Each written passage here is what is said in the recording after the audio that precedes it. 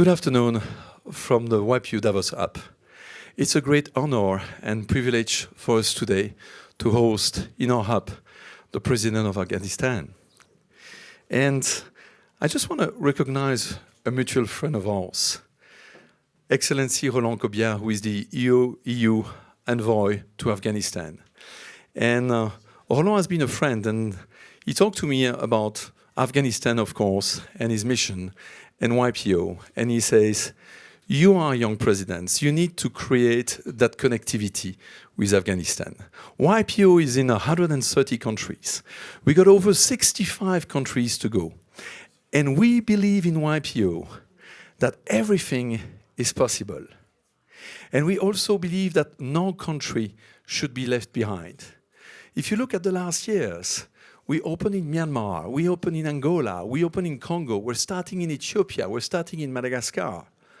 We're about to go everywhere, and when we are in emerging markets, when we are in frontier markets, the territory is quite difficult, but yet when a chapter is established and is installed in those countries, you truly see an impact.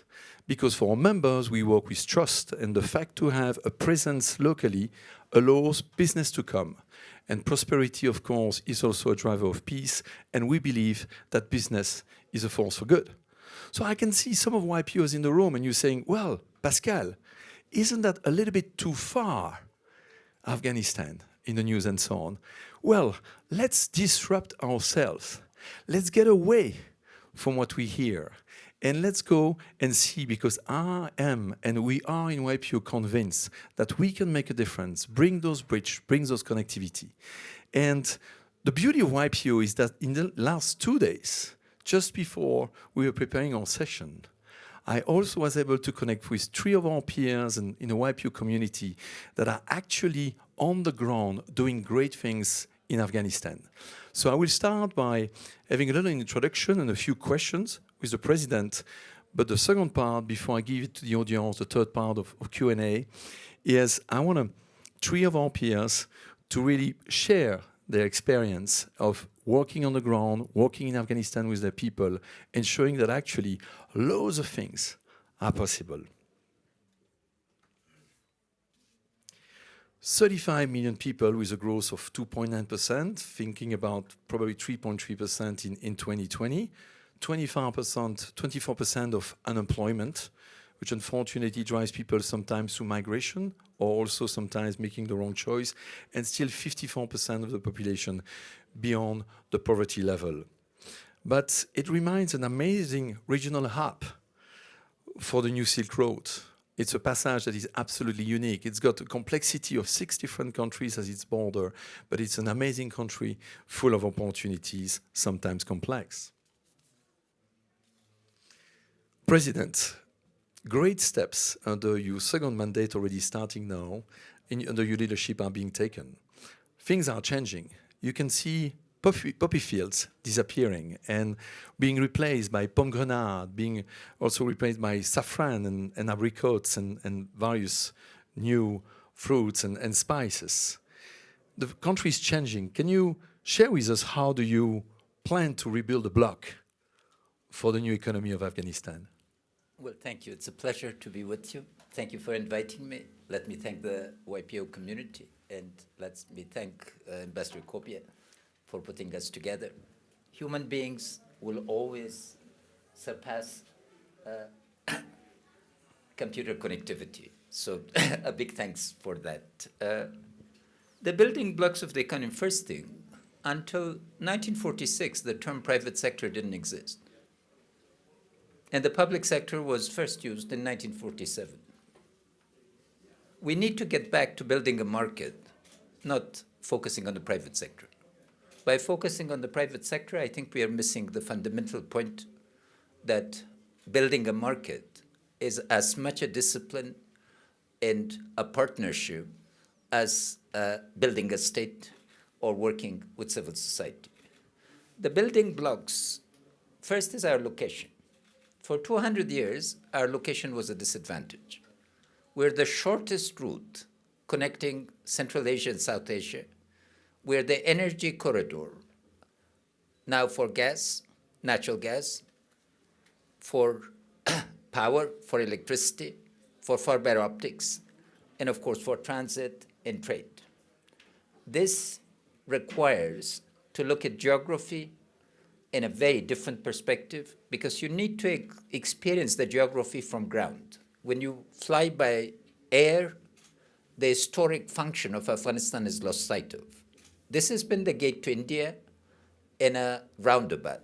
For over 4,000 years, we were a hub of trade. So trade is very much in our system. The word check was again invented in our part of the world with the system. 2,500 years ago, we had checks because of money. The first is, how do we get connectivity in terms of hardware and software? Hardware is the systems, software is the human capital.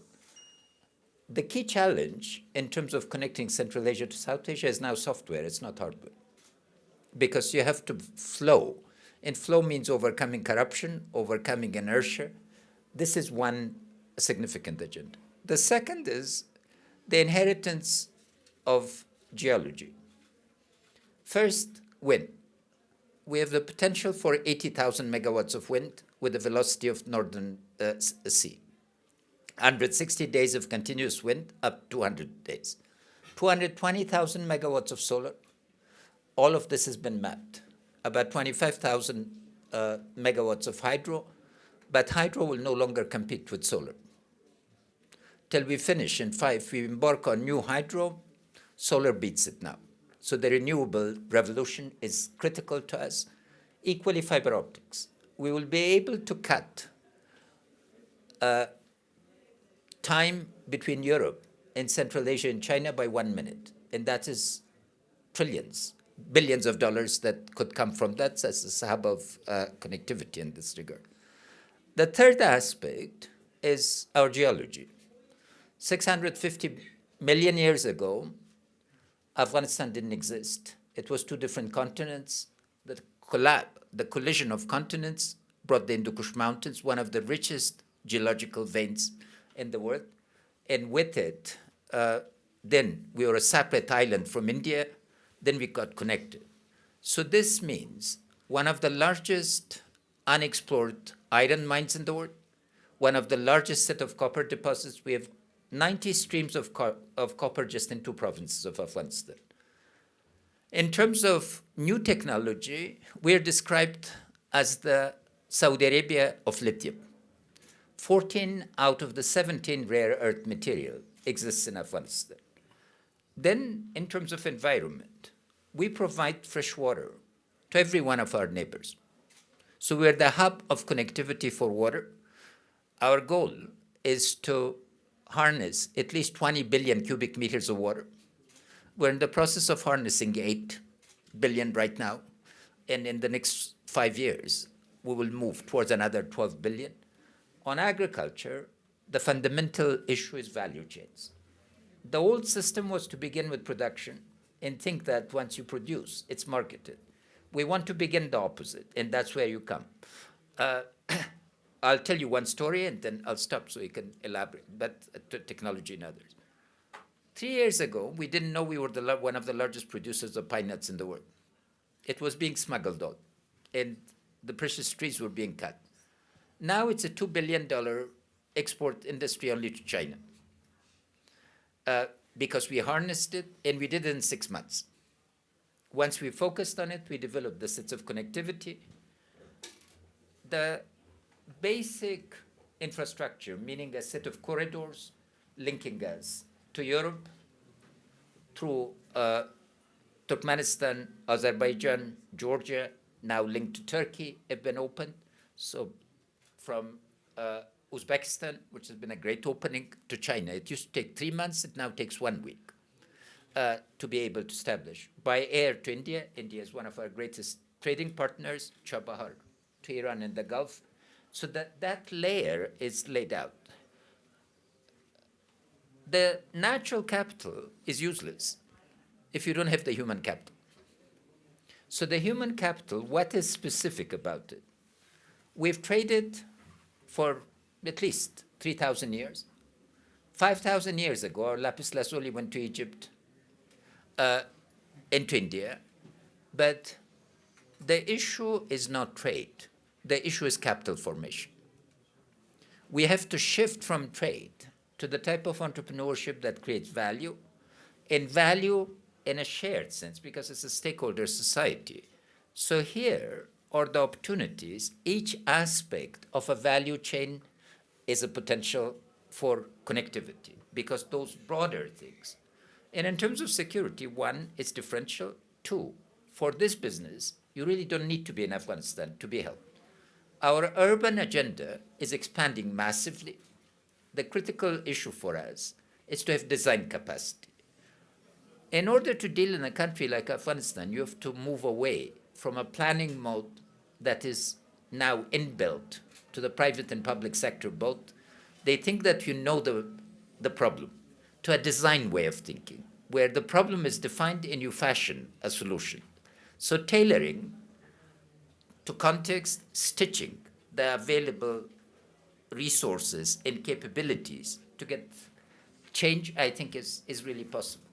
Now, really impressed because you're going ahead of my questions on foreign investment and where we should get. So I think what yours in YPO, what we need is make sure that in the delegation we get the right person on contact, so we can create that group within the YPO community and the networks we have of doing business in Afghanistan and create direct link in that direction. Allow me a little bit political question. I'm sure you're getting some of them most of the time, but It's Davos. so YPO is all about trust, right? And it's everywhere in the communities, is building trust. So one thing that we look is obviously, you know, the numbers of ethnic situations, the numbers of tribes and situations and so on within Afghanistan.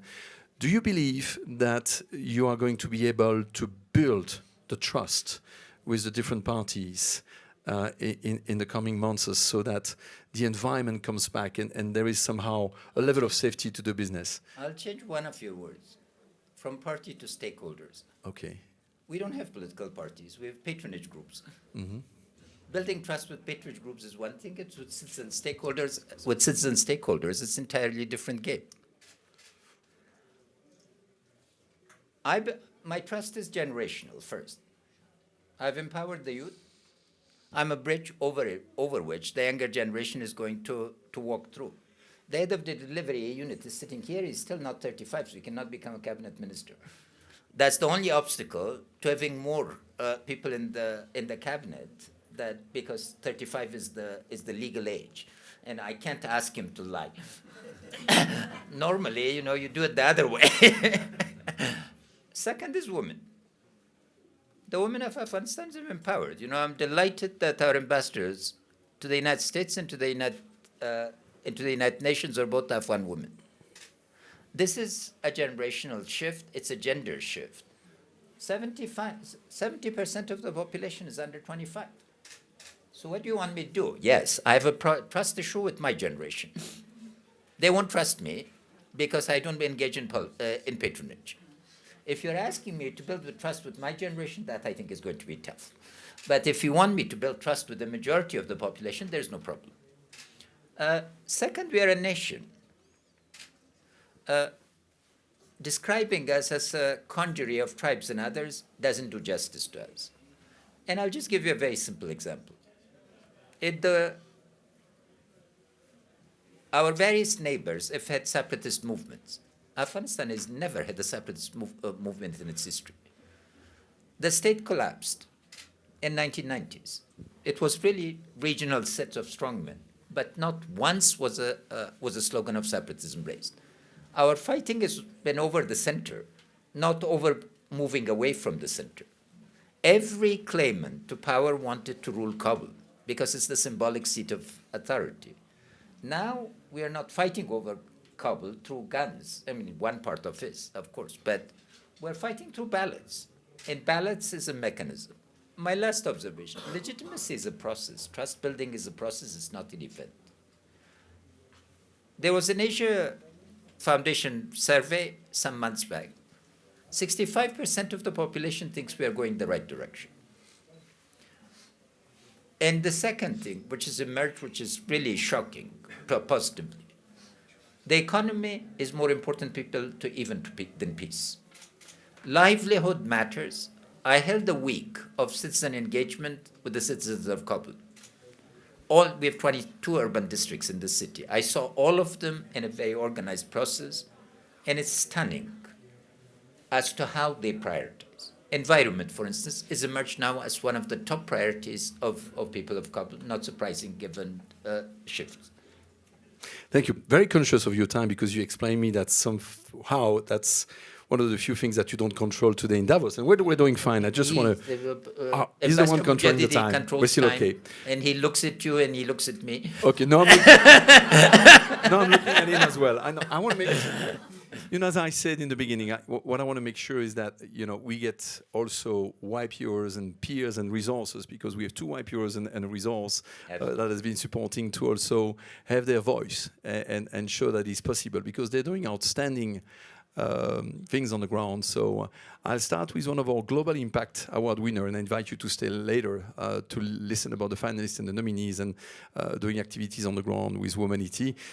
Jan, the floor is yours. Just a few minutes, please, so that we still have Q&A for people. Thank you, Pascal. Mr. President, so we've been working in Afghanistan for the last 15 years in girls' education. So we are a locally registered foundation with the Afghan government and with the local staff. We did a lot of education, and one of the things we realized is now we moved the prime in doing something girls can code. So it's about training girls to be software engineer, and we're still getting a backlash from the parents about having their daughters being being trained as a software engineer and being employed. Are we a generation too early doing this? Should we keep doing it? Absolutely. I tell you why the attitudes have changed. 8 months ago, I was in a province called Paktika. Paktika is known for its heroic culture. And heroic culture, unfortunately, is mostly male. Though we've had plenty of women heroes in our history that we are rehabilitating now. You know what was their first request by a graybeard? A school for girls. In Helmand, again, an old man got up a year ago. I said, let me tell you what's the fundamental thing that's wrong. I said, please. He said, we don't have enough girls educated. The attitude is shifting. Look at our robotics team. The robotic team is making history. And of course, the parents at first were concerned. But now a center for innovation is being built at Kabul University for precisely those girls. No, the shift will come. Just be patient. We've been there 15 years. We'll be there for another 15. Don't worry. Wonderful. Please. So my name is Sophia Swire, and I've been working in Afghanistan on and off since 1996, actually. Initially building schools through some friends of yours, the Gilanis, with ARR, Afghan Relief and Rehabilitation. And then in 2008, I was asked to return to Afghanistan by Rory Stewart to set up the first jewellery and gem cutting school at Turquoise Mountain. And because I had had a background in empowering girls in education, girls and women through education, I insisted that half the students were girls. And then I became an advisor to the Ministry of Mines and started trying to streamline some of the challenges facing artisanal miners. And actually, I was very fortunate to visit the lapis mine that you mentioned and go and talk to the miners and find out what they needed. And there have been tremendous advances in the minerals law, I believe, in the last couple of years. But the gemstone dealers and jewelers who I still speak to on a virtually weekly basis tell me that there are still challenges relating to the royalty levels and also the grandfathering in of the artisanal mining rights. And of course, it's always been illegal to export uncut gemstones from Afghanistan. But many other countries in the world also have what might be described as illegal mining, but they somehow manage this problem by having a very nominal royalty. So I guess my question to you is, there's an enormous amount of effort and sort of money going into the big ticket items, to Hajigak and Mezainak and so on, the copper and the iron, as you say. But what about the industries that are already flourishing, like the artisanal mining and gemstone and jewellery trade? What support can the artisans expect from the government? Fantastic question. Thank you for your engagement. And please thank Rory Stewart and other colleagues. Before that, just an additional piece of information. We're providing computer labs, 10 computers per school for 7,000 schools, and 3,500 of them are going to be girls' schools. So I think this will help you push the boundaries, and we hope to do it by 21st of March, which is the beginning of the Afghan New Year. In terms of artisanal things, there are two things. The first issue is value chains. So it's fundamental to get jewelry design right. Our great opportunity was missed because of short-sightedness of National Geographic, that when they took the big gold collection for exhibition, they undersold us. Because if we negotiated rights to production of jewelry and its display in the museums around the world, where the collection was displayed, by now you would have had the total value chains. In terms of the products, first we've amended the small mining law that was passed the cabinet last week. Two, a lot of the lapis that was taken will be, we are willing to purchase it by the government to make it available.